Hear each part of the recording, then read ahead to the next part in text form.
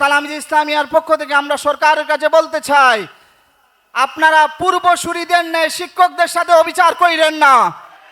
পূর্বসূরিরাও থাকতে পারে না, আপনারাও থাকতে পারবেন না। শিক্ষকদের সাথে কেউ বৈষম্য করে এই দেশে কোনো ভালো সরকার প্রতিষ্ঠা করতে পারে নাই। আমাদের প্রধান অতিথি মহোদয় শিক্ষক, এখানে অনেকেই শিক্ষক রয়েছেন, কবি কালাম আজাদ স্যারও রয়েছেন। আশা করি তালামিজ ইসলামিয়ার সাথে সংহতি প্রকাশ করবেন। আমরা বলবো, শিক্ষকরা সরকারের কাছে খুব বেশি কিছু চান নাই। 20% বাড়ি ভাড়া খুব বেশি কিছু না, 15% মেডিকেল ভাতা এগুলা খুব বেশি কিছু না, চাইলেই সেটা দেওয়া সম্ভব।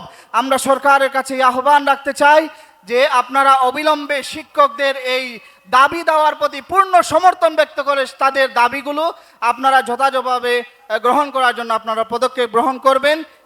আমি শেষে আবারও বলতে চাই যে শিক্ষকদের নিয়ে কোনো অবিচার এদেশের কোনো ছাত্র সমাজ মেনে নেবে না। আমরা তালামিজ ইসলামিয়ার পক্ষ থেকে শিক্ষকদের এই দাবির প্রতি সমর্থন জানাচ্ছি। কে কোন দলের, কে কোন মতবাদের, আমরা সেটা বিচার করি নাই, আমরা সেটা বিচার করব না। আমরা শুধু জানি শিক্ষক মানে শিক্ষক, তারা এই দেশের জাতির গড়ার কারিগর।